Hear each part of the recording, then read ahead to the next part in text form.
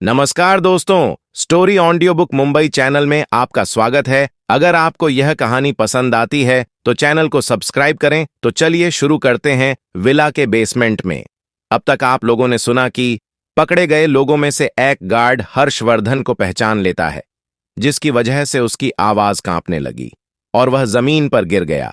उस गार्ड की बात सुनकर अब वहां खड़े लोग, जो पहले ही बुरी हालत में थे, वह भी थर थर कांपने लगे। वह समझ गए थे कि आज उनका आखिरी दिन है।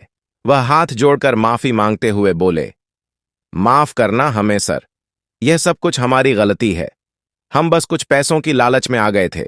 हमने यह जानबूझकर नहीं किया। तभी हर्षवर्धन का सेक्रेटरी रजत, जो नकाब पहनकर वहां खड़ा था, वह आगे जाकर उस गार्ड के मुंह पर एक गुस्सा मारते हुए गुस्से में बोला, वह बताओ जो सर ने पूछा है, उससे ज्यादा मुंह मत खोलो।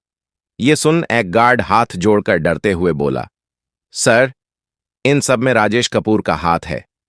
वही हमें यहां लाया था। उसकी कंपनी में बहुत ज्यादा प्रॉब्लम क्रिएट हो रही है और उसे हर हालत में अपनी बेटी को वापस लेकर जाना था। इसीलिए उसी ने कहा था कि आश्रम की रेपुटेशन खराब कर दो तो आश्रम वाले लोग अपने आप उनकी बेटी को लौटा देंगे, और यह सारा प्लान उसी का था। यह सुनकर हर्षवर्धन के चेहरे पर एक टेढ़ी मुस्कान आ गई। तभी वहां खड़े बड़े महंत गुस्से में बोले, लेकिन तुम लोगों ने उन गांव वालों पर हमला क्यों किया? उन लोगों ने तुम्हारा क्या बिगाड़ा था? साफ साफ बताओ, तुम करना क्या चाहते थे? यह सुनते ही वह सभी गार्ड्स डर के मारे कांपने लगे। यह सुनकर उन सभी के मुंह से एक आह तक नहीं निकली। वह सभी लोग चुपचाप से सर झुका लेते हैं। तभी हर्षवर्धन शैतानों की तरह हंसते हुए बोला, तुम लोग चाहते थे कि आसपास के गांव वाले इन सब में शामिल हो और तुम लोग गांव के कुछ लोगों को मार डालो और यह अफवाह फैला दो कि यह सब कुछ आश्रम की वजह से हुआ है। तो उस आश्रम को कोई भी नहीं बचा सकता। तुम लोगों की प्लानिंग यही थी कि किसी का मर्डर करके इल्जाम आश्रम पर डाल देना। यह सबसे आसान तरीका है किसी की प्रतिष्ठा को तोड़ने का और उसे अपने आगे झुकाने की। यह कहते हुए उसकी आंखों में खतरनाक चमक और चेहरे पर शैतानी मुस्कान थी, जैसे वह उन लोग का दिमाग साफ साफ पढ़ सकता है। वही हर्षवर्धन की बात सुनकर वहां खड़े दो गार्ड की आंखें बड़ी हो गईं, क्योंकि एग्जैक्टली उन लोगों का वही प्लान था जो हर्षवर्धन ने कहा था। हालांकि वह लोग पहले ही बहुत ज्यादा मार खा चुके थे। हर्षवर्धन के आदमियों ने उन्हें इतना डरा दिया था कि उनमें से कुछ तो बेहोश पड़े थे और खड़े भी नहीं हो पा रहे थे, और ज्यादातर तो घुटनों पर आ चुके थे, और कुछ ही लोग खड़े होने के काबिल थे। लेकिन फिर भी उनकी आंखों में झलक रहे आश्चर्य को देखकर कोई भी यह बात बता सकता है कि उन लोगों की साजिश कितनी बड़ी थी। वही बड़े महंत ये सब कुछ सुनकर एक पल के लिए अंदर से कांप गए। जाहिर सी बात है, उन लोगों की प्लानिंग अगर सच हो जाती और वह लोग अपने प्लान में सक्सेस हो जाते, तो आश्रम में पढ़ने वाले सभी शिष्यों की जान भी खतरे में आ सकती थी। इस मामले को बड़ा होने में बिल्कुल भी वक्त नहीं लगता। यह सब कुछ सोचकर ही उस महंत के अंदर डर की एक लहर दौड़ गई और उसके चेहरे पर गुस्से के भाव भी आ गए। उन्हें यकीन नहीं हो रहा था कि राजेश कपूर इतना घटिया आदमी हो सकता है कि वह अपने मकसद में कामयाब होने के लिए किसी की जान लेने से भी पीछे नहीं हटेगा।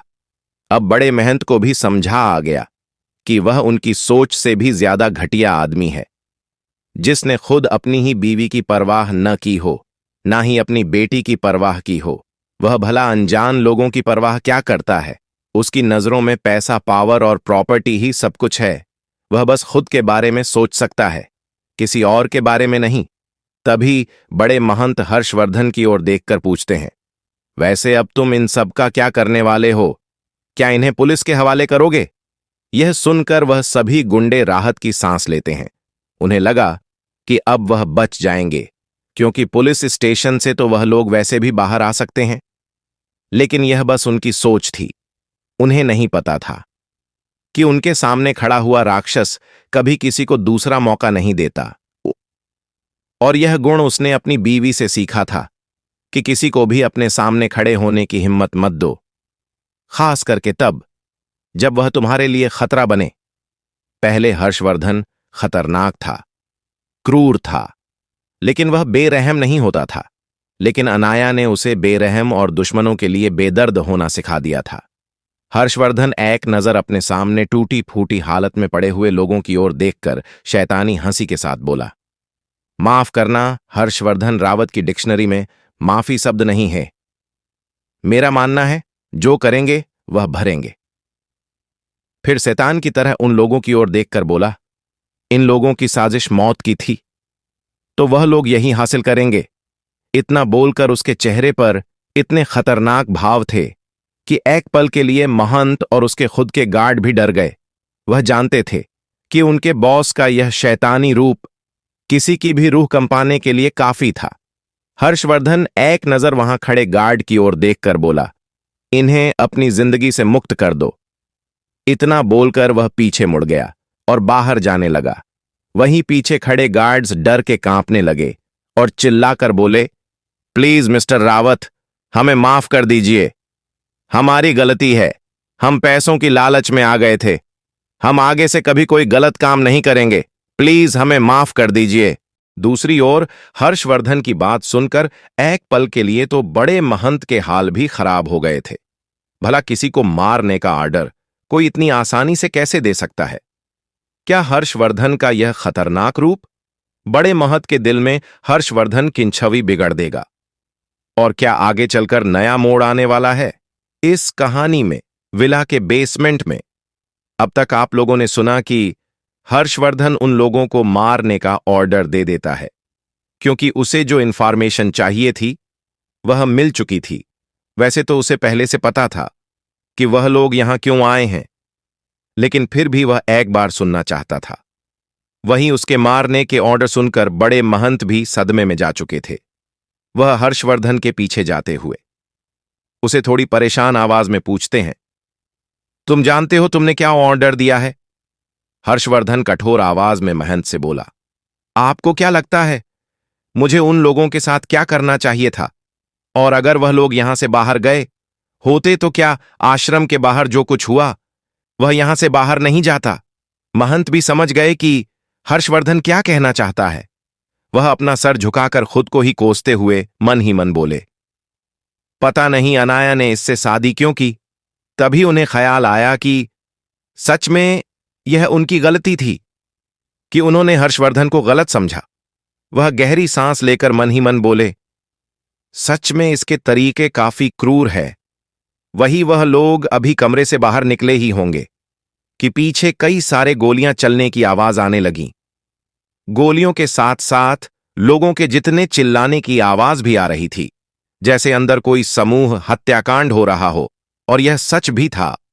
हर्षवर्धन के आदमियों ने बड़ी सी मशीन गन लेकर उन सभी लोगों को शूट कर दिया था, जैसे वो लोग इंसान न होकर कोई जानवर हो। वही पीछे बस चिखने चिल्लाने की आवाज जे बची थी।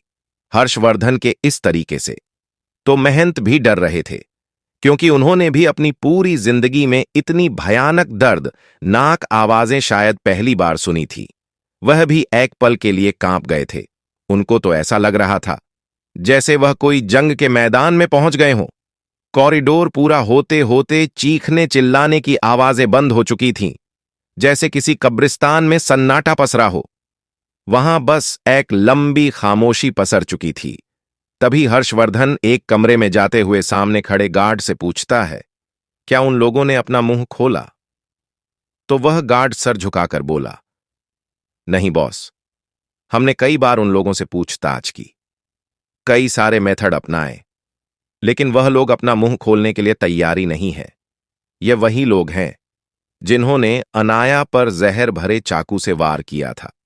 तभी हर्षवर्धन एक गहरी सांस लेकर बोला, ठीक है, तुम लोगों को पता चला कि ये पुलिस वाले कहां से आए हैं और किसके लिए काम करते हैं? यह सुनकर वो गार्ड थोड़ा डरते हुए बोला, नहीं, बस अब तक हम लोगों को इस बारे में कुछ भी पता नहीं चला है कि यह लोग किसके लिए काम कर रहे हैं और इन लोगों का मकसद क्या है। हम पता करने की कोशिश कर रहे हैं, बहुत जल्द पता चल जाएगा। वहीं गार्ड की बात सुनकर हर्षवर्धन गुस्से में मुठिया कर लेता है। तभी रूम का दरवाजा खुलता है और सेक्रेटरी रेशमा अंदर आते हुए हर्षवर्धन के आगे कॉफी रखते हुए सर झुकाकर बोली, वह बॉस आपके लिए कॉफी। अब यह सुनकर वह गार्ड सेक्रेटरी रेशमा को ऐसे देखते हैं जैसे वह कोई आठवां अजूबा हो, क्योंकि इतनी क्रिटिकल सिचुएशन में और गंभीर माहौल में कॉफी कौन लाता है। वहां पर कितनी सीरियस डिस्कशन चल रही थी, लेकिन हर्षवर्धन ज्यादा कुछ नहीं सोचता और कॉफी हाथ में लेते हुए पीने लगता है। कॉफी का एक सिप लेते ही उसे याद आता है कि यह तो बिल्कुल वैसी ही कॉफी है जैसी अनाया पीती थी। उसने अनाया की खुद के लिए बनाई हुई कॉफी कई बार टेस्ट की थी और उसे वह पसंद भी थी। वही अनाया का जिक्र मन में होते ही हर्षवर्धन के चेहरे पर मुस्कान आ गई। वह दिल ही दिल में अपनी बीवी के ख्यालों में खो रहा था। तभी उसे याद आया कि उसकी बीवी अकेली बेहोश लेटी हुई है। उसे होश आने को होगा। उसे जल्द से जल्द यहां का मामला निपटाकर वापस अपनी बीवी के पास जाना होगा। ये याद आते ही वो कड़क आवाज में अपने गार्ड से बोला, तुम लोग किस बात का इंतजार कर रहे हो? जल्द से जल्द पता लगाओ कि यह पुलिस वाले कौन हैं और किसके लिए काम कर रहे हैं। मैंने तुम लोगों को यहां टाइम पास करने के लिए नहीं बिठाया है। वहीं सेक्रेटरी रजत अपने बॉस को गुस्से में देखकर डरते हुए बोला, वह बॉस, अभी पता करते हैं, आप चिंता मत कीजिए, हमें अभी पता चल जाएगा। तभी रेशमा कांच की दूसरी साइड बैठे हुए पुलिस वालों को देखते हुए अपनी आंखें छोटी कर लेती है और उन पुलिस वालों को कांच के उसे और देखते हुए गंभीर आवाज में बोली, तुम लोगों को ऐसा क्यों लगता है कि यह लोग पुलिस वाले हैं? ये सुनते ही सभी लोग आंखें बड़ी करते हुए रेशमा को देखते हैं, जैसे वह लोग पूछ रहे हों, कहना क्या चाहती हो? तो रेशमा एक टेढ़ी मुस्कान के साथ बोली, तुम लोगों को नजर नहीं आ रहा कि उन लोगों के हाथ में जो हथियार है वह कभी गवर्नमेंट एम्प्लॉय के पास नहीं होता। उन लोगों के हाथ में पड़ी हुई गन भी AK-47 शॉर्ट रेंज गन है और यह मॉडल मेड इन जर्मन है। यह शॉर्ट रेंज के लिए काफी मशहूर है। इतना ही नहीं, उनकी यूनिफॉर्म, उनका कलर कुछ ज्यादा ही ब्राउन यानी कि खाकी है। उतना ही नहीं, उनके यूनिफॉर्म के ऊपर लगा हुआ बेज वह ओरिजिनल साइन नहीं दे रहा और एक इंसान ने तो भेज भी गलत पहना है। यहां तक कि इसका पहनावा, उनके बालों की कटिंग और उनके जूते, हर चीज चिक चिक कर कह रही है कि यह कोई असली पुलिस नहीं है। तुम लोगों को ऐसा क्यों लग रहा है कि यह लोग पुलिस वाले हैं? वही सेक्रेटरी रेशम की कोई भी चीज एनालाइज करने की स्किल देखकर तो सभी लोग हक्के बक्के थे। उन लोगों को यकीन नहीं हो रहा था कि उनके सामने खड़ी हुई लड़की किसी इंसान को ऊपर से नीचे तक स्कैन करने के बाद उनके बारे में इतना सब कुछ बता देगी। रेशम के कहने के बाद हर्षवर्धन ने भी इस बात पर गौर किया। तभी हर्षवर्धन अपने गार्डों की ओर देखते हुए कड़क आवाज में बोला, क्या तुम लोगों को भी पता नहीं चला कि ये पुलिस वाले नहीं है? तभी सेक्रेटरी रजत चीख चीख कर माफी मांगते हुए बोला, माफ कीजिएगा सर, लेकिन ये पता करना मुश्किल है ये कौन लोग हैं, क्योंकि उन लोगों के पास जो भेजी था वह असली था। उनको हमने स्कैन किया था और स्कैनिंग में यह ओरिजिनल पुलिस भेज ही नजर आ रहा था, इसलिए हम लोगों को शक नहीं हुआ। क्या हर्षवर्धन असली गुनहगार को पकड़ लेगा और किसको होगी अनाया को मारने की जल्दी? विला के एक खुफिया रूम में अब तक आप लोगों ने सुना कि किस तरह से हर्षवर्धन को पता चलता है कि वह कोई असली पुलिस वाले नहीं है और हर्षवर्धन अपने आदमियों पर गुस्सा करता है। तभी सेक्रेटरी रजत परेशान होकर पूछता है, मैं अभी पता करके बताता हूं, बस ये लोग कौन है? इतना बोलकर वह बाहर जाने लगा। तभी सेक्रेटरी रेशमा कुछ सोचते हुए बोली, तुम सबसे पहले इन लोगों का डेटा क्रिमिनल लिस्ट में चेक करना, खास करके उन क्रिमिनल्स में जो शूट आउट में मारे गए हों या फिर गुमनाम जिंदगी जी रहे हो। तुम्हें उनकी इंफॉर्मेशन उसमें मिल जाएगी। इतना बोलकर वह बाहर जाने लगी। वही उसकी बात सुनकर वह लोग वापस चौंक गए। एक मामूली सी सेक्रेटरी को इतना सब कुछ कैसे पता और वह इतनी एक्यूरेसी से किसी को एनालाइज कैसे कर सकती है? लेकिन सेक्रेटरी रजत को अब तक इतना तो पता चल चुका था कि रेशमा कोई आम लड़की नहीं है।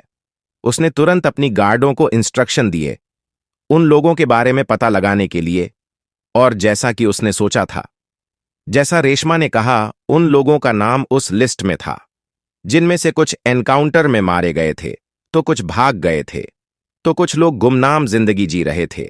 वहीं अब हर्षवर्धन के स्टाफ के बीच रेशमा की इज्जत और ज्यादा बढ़ गई थी, क्योंकि रेशमा सच में काफी एक्स्ट्रा ऑर्डिनरी पर्सनैलिटी रखती थी।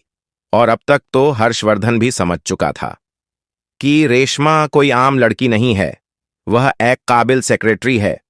उसकी analysation power, decision making power एक नेक्स्ट लेवल की है।